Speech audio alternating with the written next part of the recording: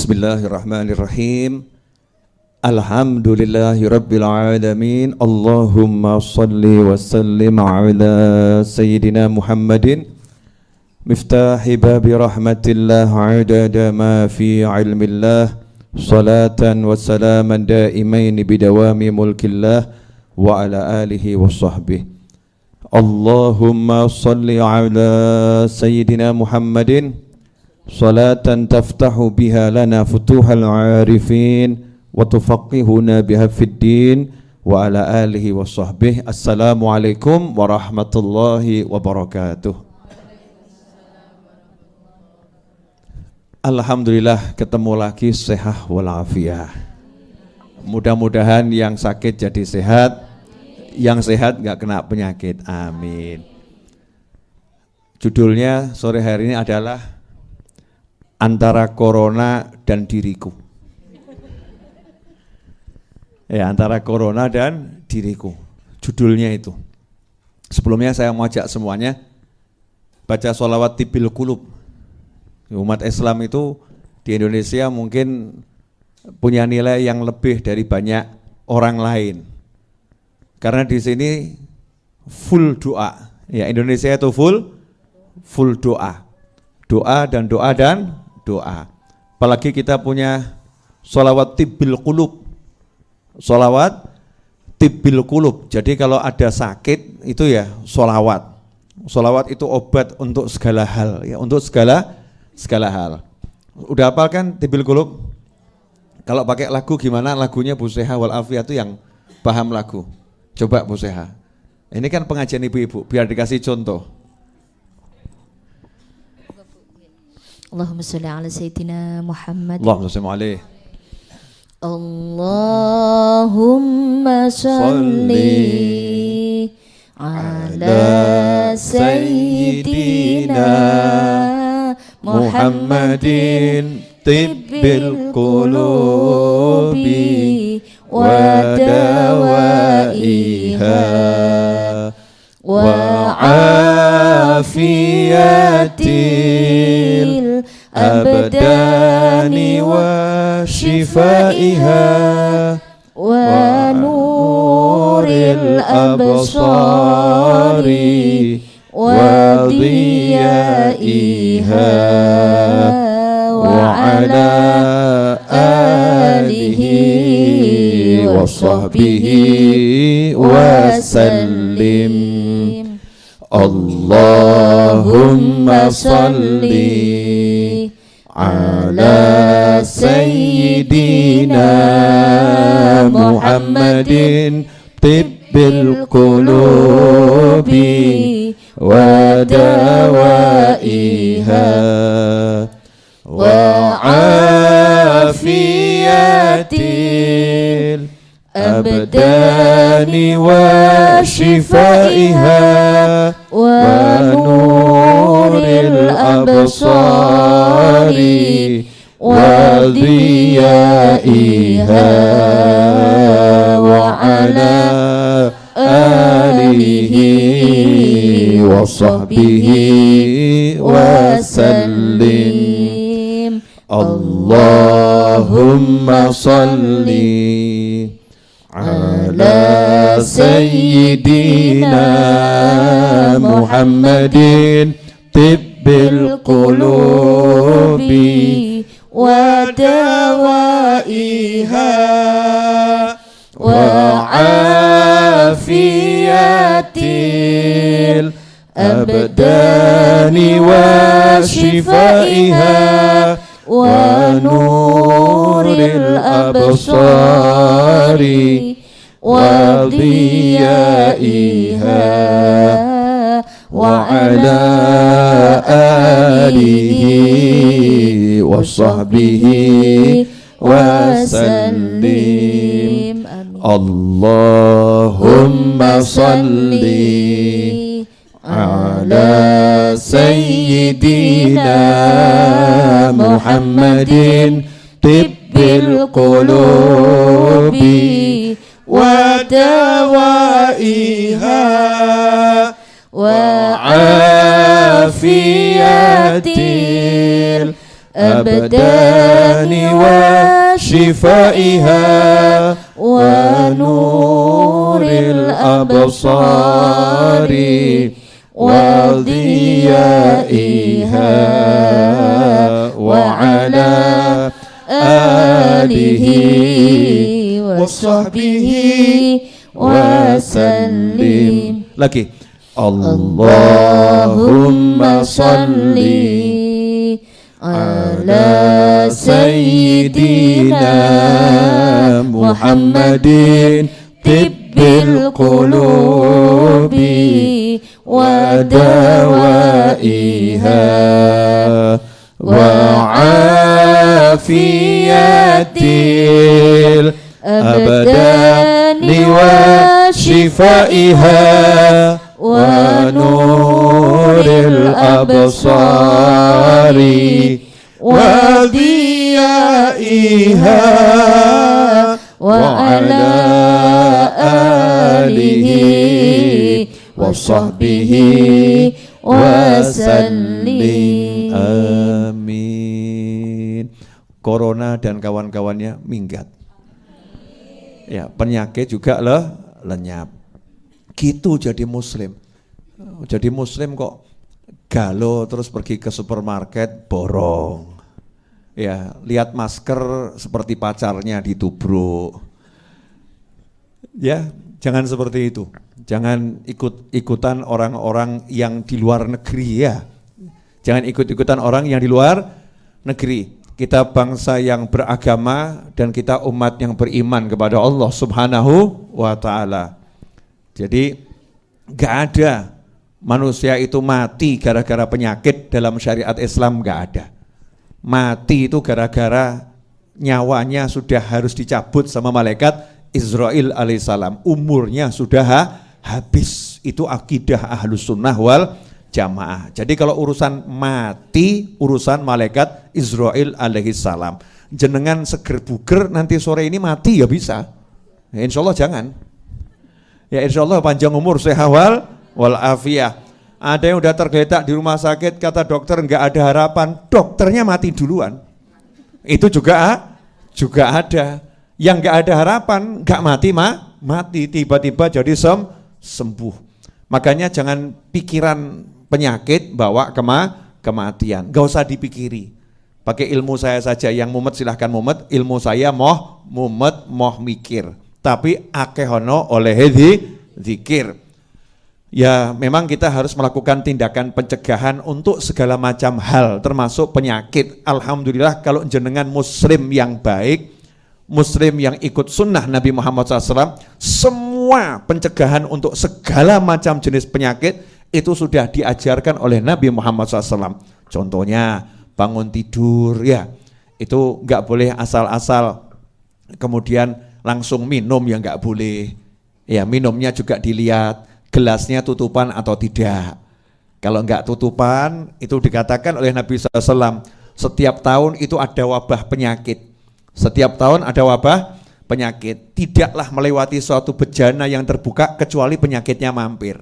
Makanya orang kalau mau naruh barang, mau tidur itu suruh nutupi. Gelas ditutupi, cangkir ditutup, yang ada makanan minuman ya.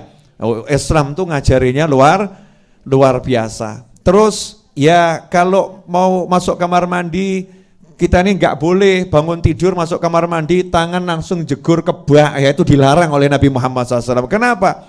Karena salah seorang di antara kalian tidak tahu tadi malam tangannya tidurnya di mana. Wadah yang tangannya tidurnya di hidungnya. Ya, wadah yang tidurnya, masya Allah saya nggak boleh ngomong ya, paham kan ya? Bergerak kemana-mana nggak jelas itu ya. Terus pagi-pagi bangun tidur masuk kamar mandi, masuk bak, kalau masih pakai bak tuh ya, masuk bak, blung, bisa bayangkan satu RT satu RW itu kalau bak mandi berjamaah ketularan tangannya yang masuk kemana-mana. Naudzubillah min dzalik. Mau makan, mau nyicipi sesuatu, sunnah dari Nabi SAW suruh cuci tangan. Bahkan dikatakan dalam sebuah riwayat, meskipun lemah, orang kalau mau makan cuci tangan dijauhkan dari kefakiran. Jadi resep sugih itu. Kenapa? Oh sehat. Ya akhirnya sehat, ada barokah. Satu hari, yang lain mungkin mandi cuma sekali atau dua kali. Umat Islam satu hari mandinya 5 kali. Wudhu itu sama dengan mandi. Karena orang kalau wudhu disuruh menyempurnakan sesempurna mungkin. Batasannya memang rukunnya kalau basuh siku sampai tangan sampai siku suruh lebihkan sedikit. Tapi kalau mau dimaksimalkan itu lebih bagus. Betul kan ya? Kemudian menyiram kaki itu rukunnya sampai mata kaki lebihkan dikit. Kalau mau sampai pupu ya, mau sampai paha itu lebih bagus ya. Kemudian telinga ya, bahkan ada riwayat juga leher. Semua anggota tubuh ini kena, kecuali cuman yang tertutup di sini, dada ya, dada ke bawah. Sehingga yang semua interaksi dengan manusia yang terbuka ini oleh Islam sehari minimal 5 kali harus dibersihkan. Makanya umat yang paling bersih, insya Allah umat yang mau ikut Nabi Muhammad Sallallahu Alaihi Wasallam. An-nadhafatu minal iman. Makanya kalau Indonesia ini umat Islamnya betul-betul semakin bagus, penyakit itu minggat dengan sendirinya. Mau masuk itu bingung penyakitnya. Kono sing tak ambiri ya. Yang mau diambiri tidak ada penyakit yang aneh-aneh. Makanya jangan bingung sama corona dan kawan-kawannya. Apapun itu namanya. Mati adalah takdir, menjaga kesehatan adalah kewajiban, melaksanakan syariat Islam mutlak harus kita lakukan dengan segala kemampuan yang kita bisa, maka kita akan hidup di bangsa dengan damai, nikmat, rukun, ayem, tentrem, sehat wal afiyah. Amin Allahumma amin. Ikhwani rahimakumullah. Pemirsa dimanapun Anda berada, maka saya ajak semuanya mulai sore hari ini dengungkan sholawat tibil qulub di musola, di langgar, di masjid, di majelis taklim. Bu Seha wal Afiyah dan teman-temannya ya, sebelum mulai ngaji, setelah mulai ngaji tibil qulub ini disemarakkan, ya disemarakkan biar anak-anak kita semua pada hafal. Apalagi ada lagunya yang enak tadi. Allahumma sholli ala sayyidina Muhammadin.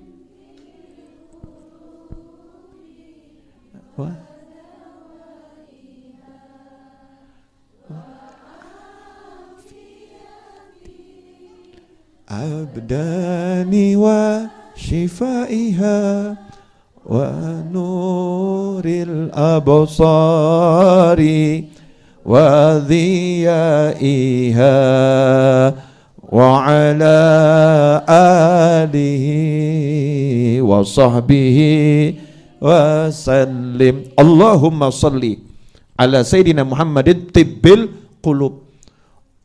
Obatnya semua hati. Nah, ini yang mau saya bahas. Orang kok geger penyakit macam-macam tapi nggak pernah geger penyakit hati. Ya, takut kena corona, padahal resiko corona maksimal mati. Betul ya? Ya insya Allah sehat semua, betul kan? Resikonya kena corona dan penyakit-penyakit lain itu maksimal mati. Dan corona berdasarkan yang saya pelajari, saya nanya sama dokter, nanya sama teman, dari semua yang kena penyakit itu yang mati berapa persen toh? Yang mati berapa persen? Apakah seganas itu penyakitnya? Ternyata ya alhamdulillah yang sehat, artinya kena penyakit masih hidup dan insya Allah bisa sembuh itu jauh lebih banyak. Betul. Makanya nggak usah mikir mati ya. Penyakit apapun itu ujung-ujungnya maksimal adalah mati. Setelah mati kalau orangnya hatinya baik, penyakitnya menjadi penghapus dosa. Penyakitnya menjadi nambah pangkat di sisi Allah Subhanahu wa ta'ala. Tapi kalau orang kena penyakit yang saya sebutkan ini, walaupun sehat badannya, walaupun kaya dirinya, begitu isdet, Masya Allah, sakitnya nggak rampung-rampung. Contoh, ini biasanya ibu-ibu suka kena penyakit ini. Maaf ya Bu, penyakit gak bisa ngucap terima kasih sama suami. Ya pasti yang kena penyakit ibu-ibu tuh ya. Judulnya penyakit tidak bisa ngucap terima kasih sama suami. Berarti yang sakit ibu-ibu. Bu, pernah enggak mengidap penyakit ini? Oh ngaku kan, ngaku tuh. Artinya suaminya ngasih A, ngasih B, ngasih sampai Z. Itu kalau yang dikasih belum sesuai yang diinginkan. Jadi ibu pengennya kudung warna hijau, suami ngasih kudung warna merah, biru, hitam, ya pink, krem, semua dikasih kecuali yang hijau. Apa kata sang istri? Kamu memang tidak pernah perhatian sama aku. Kamu pria yang tidak pernah berbuat baik kepada aku. Kamu tidak pernah mau belikan kudung untuk aku. Lah sak lemari ki kudunge sopo? Ini wanita model begini ada, ini ada nih, ada. Mudah-mudahan orangnya hadir, saudara-saudara. Ada. Resikonya penyakit ini apa? Takfurnal ashir. Kamu tidak bisa mengucapkan terima kasih kepada suami yang berbuat baik kepadamu. Resikonya sabda Nabi Muhammad SAW, kebanyakan penghuni neraka itu wanita adalah karena punya penyakit tidak bisa terima kasih pada suami. Ngeri, itu contohnya ya. Tidak bisa terima kasih pada suami. Kemudian penyakit apa lagi? Iri. Penyakit iri ini kita mungkin pernah kena atau lagi ngidap. Ya, mengidap penyakit iri. Begitu kena penyakit iri, Masya Allah, hidupnya dunia gak mungkin bisa bahagia, apalagi akhirat. Karena orang iri itu gak pernah bisa melihat yang dia punya, selalu lihat punyanya orang lain terus. Contoh, punya suami ganteng, kok lihat Habib Novel lebih ganteng. Masya Allah. Ya, terus iri, ya iri, ya kan? Iri sama suaminya orang lain ya, sehingga istrinya itu dielek-elek terus. Perempuan kok kayak gitu, perempuan kok kayak gitu. Orang kalau udah iri mengerikan, dia akan mencacat, akan mencela orang yang dia iri. Betul. Mobil contoh, lah kebetulan ibu-ibu punya mobil harganya 50 juta. Lah kok tetangga ibu punya mobil harganya 500 juta. Ibu iri. Aku kok gak iso duwe sing kaya ngono. Saya kok gak bisa punya yang seperti itu. Yang muncul apa? Itu hasil korupsi itu. Warungnya pakai pesugihan itu. Itu orangnya pakai susuk itu. Oh, mungkin dia itu pelakor itu. Makanya bisa beli mobil seperti itu. Masya Allah. A sampai Z, mulutnya ngeluarkan hal-hal yang naudzubillah min dzalik. Itu kena penyakit iri. Di atasnya iri, lebih ngeri, dengki. Ya, dengki, ada hasad, ada hikid. Ya, ada hasad, ada hikid. Kalau hasad itu iri, hikid itu dengki. Dengki itu apa? Dengki itu di atasnya iri, lebih dari iri. Sudah enggak senang orang lain dapat nikmat yang lebih, pengen nikmatnya hilang. Contoh tadi, gitu ya, contoh tadi, lah kok temennya punya suami lebih ganteng, ya itu iri, terus plus ditungakno gendang mati. Mudah-mudahan suaminya cepat mati, biar tahu rasanya jadi janda, enggak punya suami. Masya Allah. Ini perempuan model seperti ini, yang iri dengan model apapun tadi, atau mobil, mudah-mudahan mobilnya itu ketiban watu remuk gitu ya. Mudah-mudahan masuk ke jurang, ya naudzubillah min dzalik. Menginginkan nikmat itu lenyap dari orang lain, itu namanya dengki, bahaya itu. Dengki itu mengerikan luar biasa. Kemudian penyakit lagi, ini masih saudara semua nih, rata-rata penyakit itu bersaudara. Iri, dengki gitu ya, itu bersaudara. Ada penyakit yang namanya ujub, bangga diri. Belum sampai taraf sombong. Jadi ujub. Aku. Tapi dia memunculkan akunya, enggak pernah lihat Allahnya. Paham ya? Lihat kemampuan dirinya, saya kok. Enggak lihat Allah. Kalau enggak saya enggak bisa. Saya. Itu namanya ujub. Contoh, ibu pinter masak. Ya. Kemudian kok nyuguhkan orang, orangnya seneng, nyugi orang, orangnya seneng, enak ya. Terus di hati ibu ngomong, memang aku jago masak, ahli masak, memang saya pinter masak. Tanpa merendahkan orang lain, ujub, berbangga diri, bahaya itu. Itu menghancurkan amal. Yang lebih parah dari ujub, sombong. Sombong itu bangga diri plus menghina orang lain. Plus menghina orang lain. Masaknya enak. Oh iya saya. Kalau dia nggak enak. Oh dia itu masaknya wah ora enak. Apalagi yang di pojok sana, wah nggak enak sambil duding gitu ya. Itu nggak enak itu. Merendahkan orang lain, an yakira. Jadi merendahkan, menghinakan muslim yang lain. Itu adalah kesombongan dengan melihat dirinya yang punya kemampuan. Na'udzubillah min dzalik. Ada yang nanya, Habib, lah kalau saya bangga tapi karena saya bisa sesuatu untuk syukur boleh enggak? Nah ini bedanya tipis. Ada orang yang bangga tapi syukur.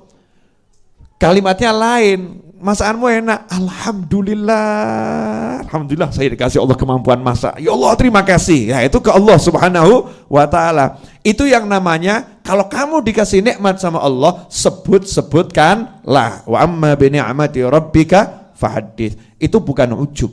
Itu bukan sombong karena dikembalikan pada Allah Subhanahu wa taala dan tidak pernah merendahkan orang lain. Nah, penyakit yang saya sebutkan ini diantaranya, kalau kita kena urusannya nggak selesai dengan mati. Kalau corona dan kawan-kawannya dengan mati selesai. Tapi kalau penyakit yang saya sebutkan tadi itu mati nggak menyelesaikan, mati baru permulaan, masya Allah. Langsung disambut sama malaikat mungkar wa nakir. Ngerinya luar biasa. Raqib dan Atid memberikan laporan. Nah, Raqib Atid ngasih laporan, mungkar nakir nyambut. Malaikat azab siap ngajar. Itu baru di kuburan. Keluar dari kuburan masuk alam kebangkitan. Dikasih tempat yang panasnya luar biasa, enggak dapat naungan. Dari kebangkitan dihisab, hisabnya itu akan berat, kemudian akan diseret ke neraka. Na'udzubillah min dzalik. Makanya ikhwani rahimakumullah, justru kita sekarang ini harus fokus sama penyakit hati ini loh, penyakit hati. Kalau hatinya sehat, nggak akan bingung dengan apapun. Ini sekarang karena hati banyak yang sakit, masya Allah.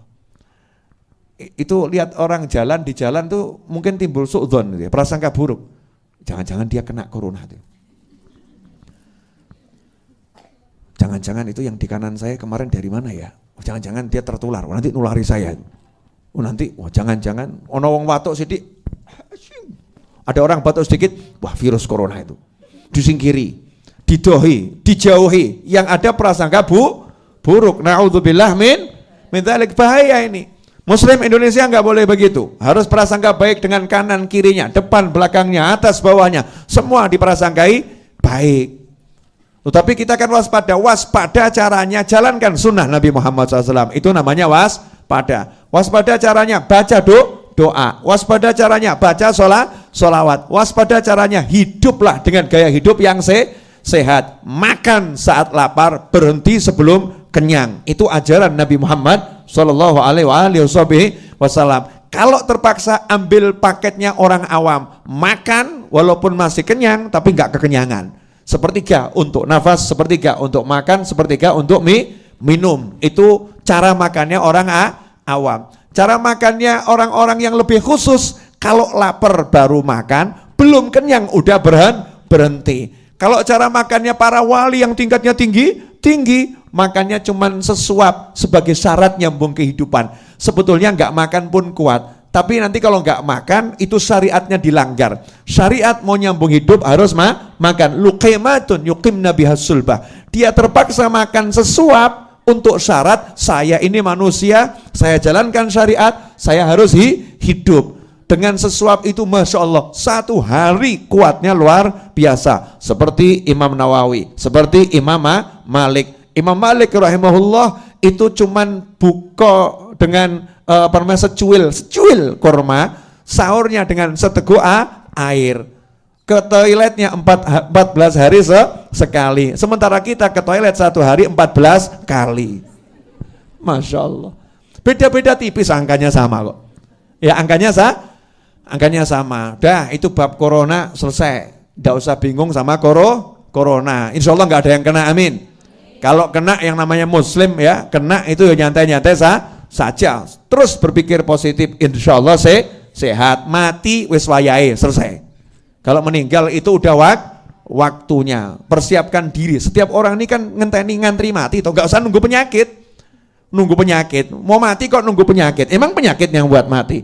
Kamu, saya, kita ini semua lagi ngantri untuk dicabut oleh malaikat Israel alaihissalam. Itulah bedanya Indonesia dengan negara lain. Kenapa? Karena bangsa ini punya Pancasila yang sila pertamanya ketuhanan yang Maha Esa. Artinya dasar hidupnya, pola hidupnya yang menjadi landasan hidupnya adalah Allah Subhanahu wa ta'ala. Jelas semuanya? Apalagi muslimnya. Itu secara umum saja harus Tuhan yang diutamakan, apalagi muslimnya. Dah cukup. Sekarang mau cerita yang lain. Oleh-oleh umroh, boleh ya. Oleh-olehnya diantaranya saya itu kan punya orang yang WhatsApp saya itu kan macam-macam, banyak. Rupanya itu mulai dari, kalau di Indonesia nggak usah dibahas, saya kan di Indonesia kan cukup terkenal, nggak usah dibahas. Ya ini alhamdulillah, itu bukan sombong, bukan ujub, naudzubillah min dzalik. Namanya tahadutsan bene nikmah, syukur ya, mensyukuri nikmat. Landing di Madinah ya, masuk kota Madinah, Masya Allah, itu ketemu manusia yang ada ketemu tuh Habib Novel, minta foto. Habib Novel, minta foto. Habib Novel, minta foto. Ya. Dimanapun itu ketemu Habib Novel, minta foto. Jadi saya senang, ternyata dulur kita banyaknya luar biasa. Artinya tayangan ini ditonton di mana-mana dan alhamdulillah memberikan manfaat. Di antaranya adalah yang selalu ikut donasi untuk Majelis Ar-Raudhah. Kadang donasinya itu kalau punya uang 100.000 ya 100.000, kalau punya uangnya itu 200.000 ya 200.000. Kalau pas dia punya uang 10 juta yang ngasih 10 juta. Itu salah satu Habib ya, Habib Singapura sana, tinggal di Singapura. Marganya Al-Hasni. Ini insya Allah nonton nih. Ya, marganya Al-Hasni.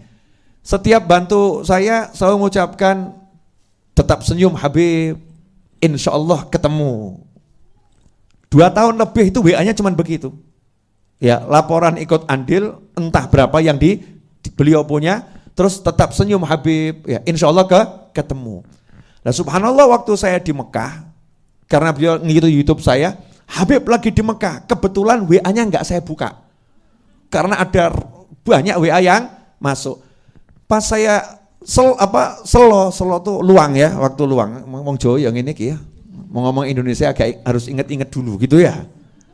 Pas saya selo luang waktu, saya lihat WA, saya lihat cek, loh ini kok ada Habibnya WA saya, anak muda itu.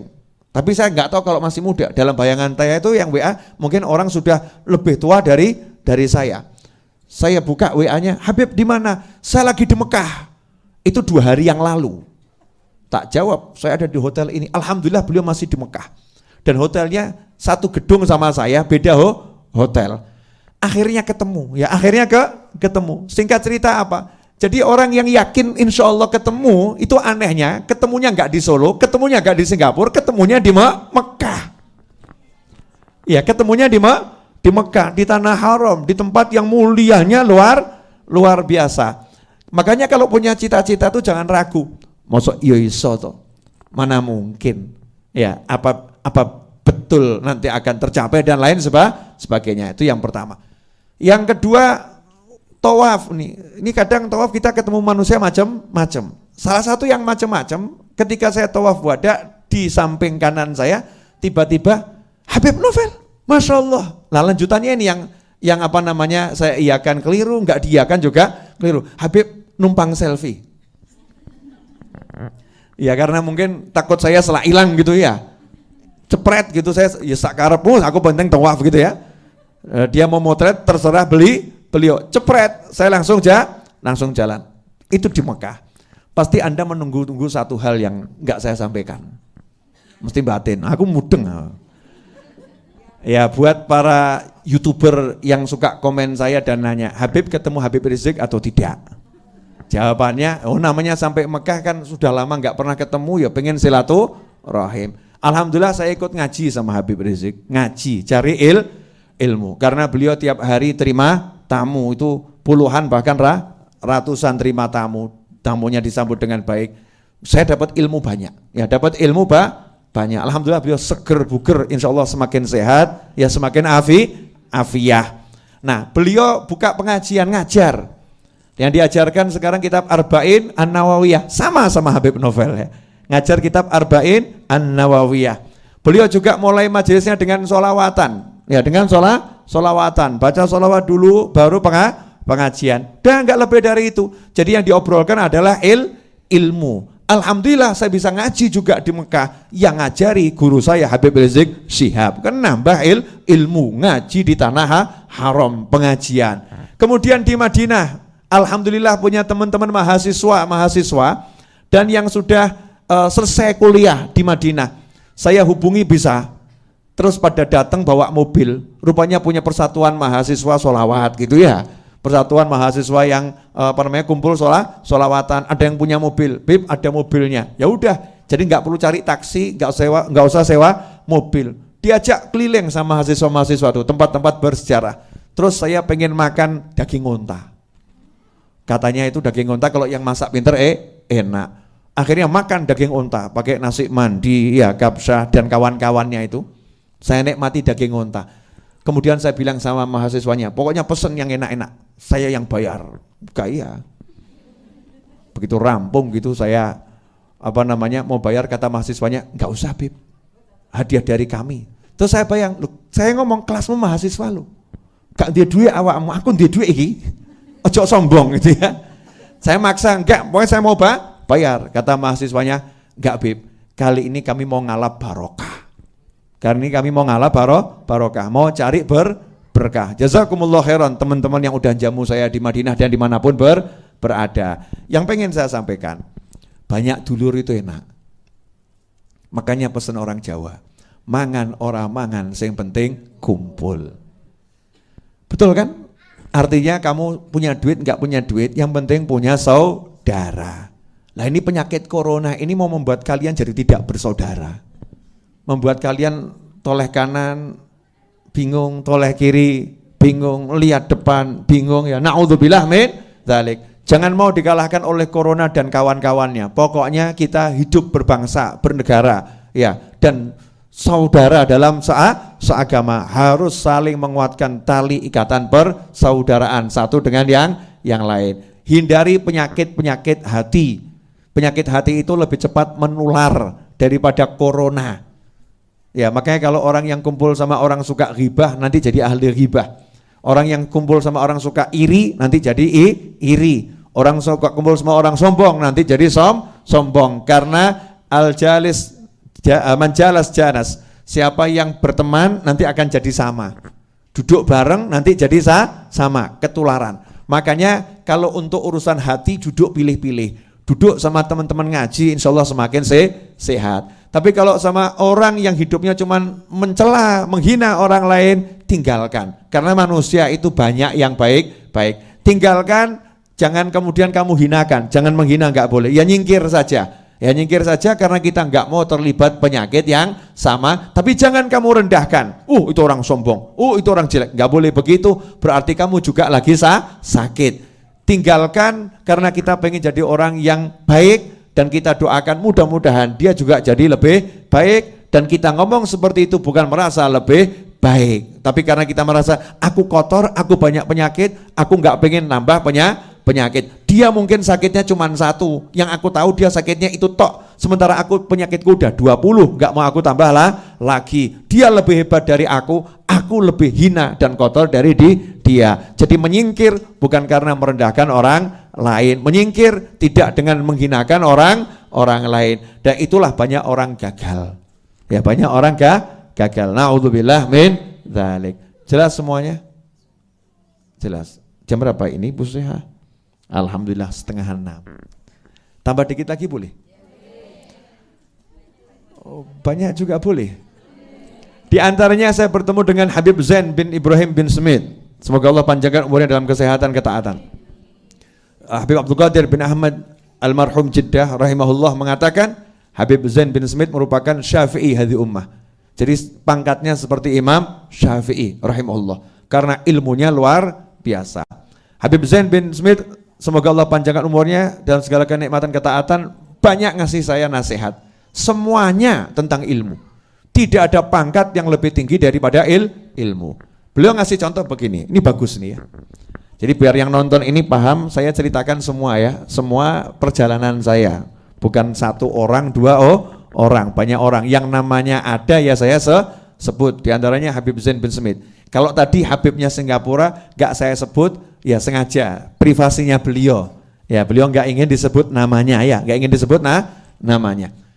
Habib Zain merintahkan sama saya soalnya, sampaikan ke orang-orangnya, sampaikan ke orang-orang. Saya bilang saya punya majelis, ya sepekan sekali. Sampaikan ke orang-orang. Ini beliau mengasih contoh gini, kalau sekarang misalnya ibu-ibu pemirsa, ada kerabatnya meninggal, tinggalnya di Amerika, punya warisan 30 miliar buat Anda. Kira-kira berangkat marani atau biarkan saja? Ayo jujur. Punya kerabat tinggal di Amerika, kerabatnya meninggal, punya warisan 30 miliar untuk Anda. Tapi syaratnya Anda harus berangkat ke sana untuk mengambilnya. Berangkat atau gak paten? 30 miliar no. Berangkat atau gak paten? Berangkat, betul? Ya, duit loh nih. Rezeki dari Allah Ta'ala, hak halal. Itu halal. Betul ini. Bukan palsu, artinya betul-betul warisanmu. Pertanyaan saya, kira-kira berangkat atau enggak berangkat? Jujur mawon. Berangkat ya, mengambil hak. Enggak ada yang mencela, bahkan orang mengatakan selamat jalan, ya jangan lupa ya oleh-olehnya, nanti saya didumi. Betul, begitu kan ya? Sementara Nabi Muhammad SAW bersabda, al-ulama warathatul anbiya. Para ulama itu yang mewarisi Nabi. Nabi punya apa, itu dikasihkan ke ulama. Nabi punya apa dikasihkan ke ulama. Jadi kalau kamu tahu ada ulama, mbok parani apa mbok tinggal? Enggak, ya. Maksudnya itu semangatnya marani podo mbek duit apa gak gitu loh ya. Al ulama warathatul anbiya. Makanya nih warisannya Nabi ini mahal, warisannya ilmu dan ulama. Karena ilmunya enggak ditulisan. Makanya Nabi enggak mengatakan warisannya itu berupa tulisan, enggak. Warisannya berupa kalimat-kalimat, enggak. Tapi warisannya adalah ilmu yang dititipkan di dada para ulama. Kita disuruh cari para ulama. Kemudian Habib Zain bin Smith juga mengatakan akhir zaman ini banyak soalnya itu duduk lumayan, setiap kata yang keluar itu ilmu semua. Ya, setiap kata yang keluar itu ilmu. Makanya yang bisa saya sampaikan, yang saya rekam banyak di kepala dan di hati. Tapi kan nggak semuanya bisa disampaikan. Di antaranya beliau mengutip ucapannya Habib tempo dulu, ya zaman dahulu kala. Di akhir zaman ini tidak ada yang lebih manfaat dari 3 hal ini. Jadi ada 3 amalan yang paling bermanfaat untuk umat di akhir zaman. Yang pertama adalah istighfar, sholawat, sodakoh. Ini bukan urutan 1, 2, 3 ya, semua sejajar ya. Istighfar, sholawat, sodakoh. Itu amal yang paling mujarab di akhir zaman. Apa itu? Istighfar, sholawat, sodakoh. Gampang atau susah? Gampang. Itu menurut ibu-ibu, ceken awakmu. Satu hari ini kamu istighfarnya berapa kali?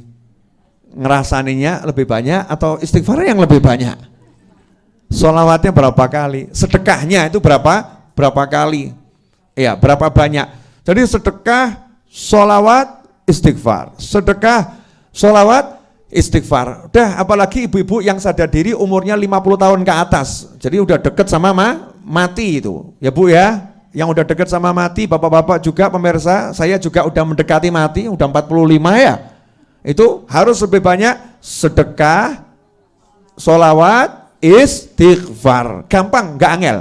Coba kita disuruh tahajud berat, poso sebulan 3 kali berat, Senin Kemis lebih berat, Daud tak sanggup. Ya, ini kalau udah itu semua nggak bisa, diajak sholawat, istighfar, sodako juga berat. Ya naudzubillah min dzalik. Makanya ini amalkan. Apalagi sekarang lagi ada banyak penyakit, ya sholawatnya tadi tibil kulub dikuatkan. Dan ini di bulan Rajab, bulan istighfar. Perbanyak istighfar. Bagaimana ucapan istighfarnya? Terserah. Yang penting dibaca ya. Yang penting dibaca, diistiqomahkan. Dibuat misalnya angka minimal 1 hari 100 kali. Minimal gitu ya. 1 hari 100 kali. Lebihnya adalah bonus ya, seperti itu. Nah, ikhwani rahimakumullah, itu di antara hikmah dari sekian banyak hikmah yang saya peroleh dari Habib Zain bin Ibrahim bin Smith di kota Madinah. Kemudian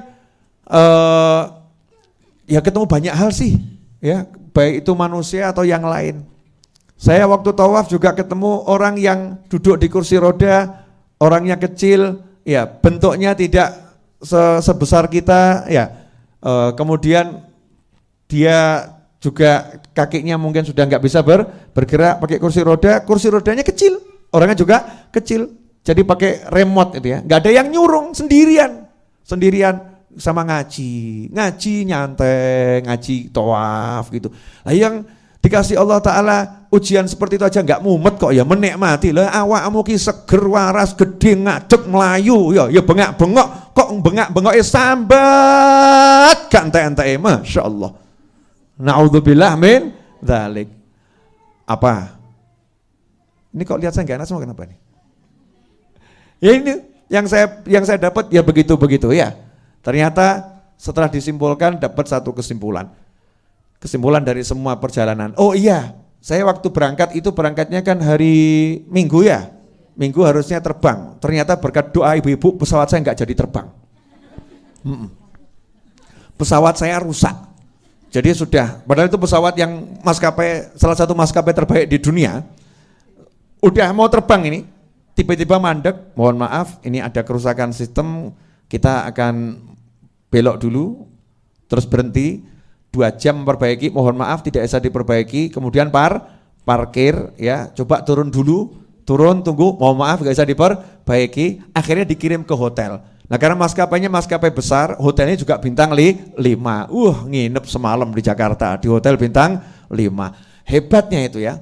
Besok siangnya dijanjikan sama maskapainya mau terbang. Ternyata dandaninya belum selesai. Selesainya baru maghrib, ba'dal isya baru berangkat. Subhanallah, lebih dari 1 kali 24 jam itu penerbangan ditunda.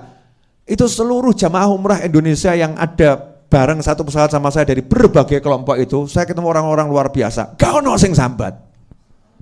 Gak ada yang sambat, semua menikmati, ya, semua nyantai, semua legowo, ya, semuanya asyik. Coba kalau jenengan itu. Iki piye karepe iki? Sido mangkat apa ora? Ra cethoy. Gitu kan? Semua menikmati. Waktunya sarapan, waktunya tidur, makan siang, makan siang, bahkan ngomong alhamdulillah kita umrohnya ini sekali tapi pahalanya 2 kali. Kenapa? Yang pertama udah mau berangkat gak jadi, nah sekarang berangkat lagi, update status. Iya, kalau kemarin bismillah, sekarang alhamdulillah, terus bismillah lagi itu. Nah itu ikhwani rahimakumullah, legowo. Dikasih hadiah pesawatnya nggak terbang itu, hatinya mikirnya bagus semua. Ya, mikirnya alhamdulillah kok belum mabur, Indonesia ini ya, belum mabur ya, kemudian diberhentikan. Coba kalau sudah terbang baru tahu rusak lah piye gitu ya.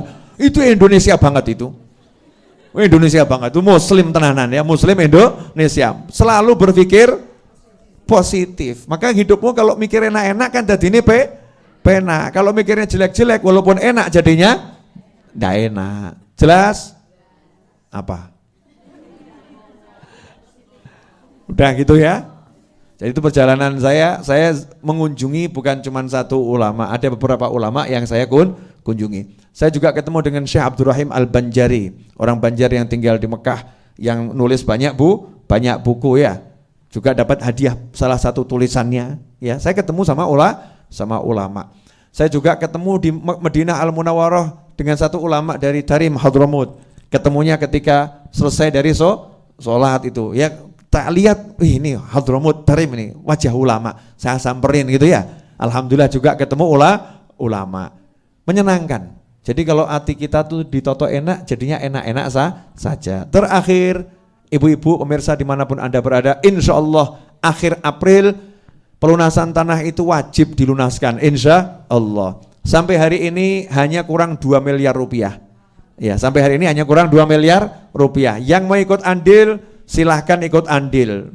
Transfernya kemana? Yang mau transfer, cek saja YouTube saya atau profil picture dari WhatsApp saya. Udah banyak itu saya share. Beb, saya nggak mau ikut andil duit, Beb. Ya, tapi mau dapat gantinya buku, silahkan beli buku saya. Ya, beli bukunya ada paket A, B, C, D. Yang A 80 buku, B 40 buku, C 20 buku, D 10 buku. Nanti bisa dicek di WhatsApp yang saya sebar luaskan. Habib, saya nggak punya duit, tapi saya punya doa. Wah, doamu lebih kebutuhan dan duitmu bonusnya. Jadi kalau nggak punya duit, doa. Karena banyak doa-doa itu justru nggogroken duit dari langit, munculkan duit dari bumi. Orang-orang yang tadinya nggak berani jadi berani, yang kikir jadi dermawan karena doanya orang banyak. Doakan. Beb, saya ini bisa doa dan bisa share. Pokoknya saya bantu share kemanapun, Beb. Sharen. Apapun yang kamu lakukan, fa'in ahsantum li anfusikum. Kalau kalian berbuat baik, kata Allah Ta'ala, kalian sesungguhnya berbuat baik untuk diri kalian sendiri. Karena yang balas bukan Habib Novel, bukan kawan-kawan yang di sini, yang balas langsung Allah Subhanahu wa Ta'ala. Balasan kebaikan adalah kebaikan dari sisi Allah Subhanahu wa Ta'ala. Demikian, semoga berkah manfaat. Mari kita tutup dengan sholawat Tibbil Qulub. Ini special edition ya, sholawat Tibbil Qulub. Ya pemirsa, Tibbil Qulub ajarkan kepada semuanya. Ya, ajarkan sholawat Tibbil Qulub. Mau dilakukan, nggak dilakukan, yang penting dibaca. Kalau ada orang nanya dalilnya mana, nggak usah dijawab, cukup Anda jawab dalilnya adalah Habib Novel Al-Idrus, selesai. Kalau kamu nggak percaya, silahkan datang ke Solo, butuh penjelasan, datangi Habib Novel. Saya ajarkan Tibbil Qulub, saya tanggung jawab dunia dan akhirat. Jelas semuanya? Ya, mari kita bertibil qulub. Ya, bertibil qulub. Mari yang suaranya enak, Bu Seha, Bu Fat, ya, suara saya kan nggak enak, nanti jadi ketahuan. Kalau ngikuti yang suaranya enak kan saya kelihatan, wah Habibnya suaranya enak ya. Pulang umroh kok suaranya jadi enak, padahal itu menyusup di antara suara yang enak. Monggo Bu Seha. Bismillahirrahmanirrahim. Allahumma sholli ala sayyidina Muhammadin tibbil qulubi wa dawaiha wa afiyatil abdani wa shifaiha wa nuril absari wa diyaiha wa ala alihi wa sahbihi wa sallim.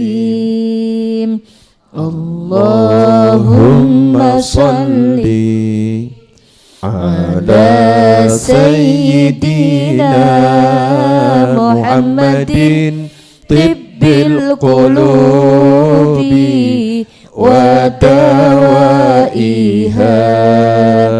wa afiyatil abdani wa shifaiha wa nuril absari wa diyaiha wa ala alihi wa sahbihi wa sallim. Allahumma salli ala sayyidina Muhammadin tibbil qulubi wa dawaiha wa afiyatil abdani wa shifaiha wa nuril absari wa diyaiha wa ala alihi وصحبه وسلم. Amin. Beberapa hari yang lalu salah satu sahabat kita, teman kita, dan juga ustadz kita yaitu Dr. Hermansyah berpulang ke rahmatullah. Mari kita kirimkan Al-Fatihah untuk almarhum Dr. Hermansyah. Semoga Allah letakkan ruhnya di alam barzah sana bersama para nabi, para siddiqin, para syuhada, dan para solehin. Dan Allah jadikan kuburnya sebagai taman-taman surga. Allah ampuni dosa-dosanya, Allah terima semua amal solehnya, dan Allah jadikan keluarga yang ditinggalkan keluarga yang semakin taat pada Allah Ta'ala, keluarga yang diberi rezeki dari segala arah tanpa susah payah, keluarga yang diberi ketabahan dan kesabaran, dan dijadikan penyayang hati almarhum dunia dan akhirah, dan penyayang hati terutama baginda Muhammad sallallahu alaihi wasallam. Dan semoga Allah Ta'ala panjangkan umur semua kita dalam kesehatan, ketaatan, keridhaan, kebahagiaan, kesenangan, ketentraman, kenyamanan. Dan setelah semua itu nanti Allah akhiri usia kita dengan husnil khatimah. Ala hadiniyah al-Fatihah. A'udzu billahi minasyaitonir rajim. Bismillahirrahmanirrahim. Alhamdulillahirabbil alamin. Arrahmanirrahim. Maliki yaumiddin. Iyyaka na'budu wa iyyaka nasta'in. Ihdinas siratal mustaqim. Siratal ladzina an'amta 'alaihim ghairil maghdubi 'alaihim waladdallin. Amin. Allahumma shalli wa sallim ala sayidina Muhammadin wa ala ali sayidina Muhammadin. Rabbana taqabbal minna innaka antas samiul alim wa tub 'alaina innaka antat tawwabur rahim bi rahmatika ya arhamar rahimin. Wa sallallahu ala sayidina Muhammadin wa alihi wasallam walhamdulillahi rabbil alamin. Allahumma salli ala sayyidina Muhammadin tibbil qulubi wa dawaiha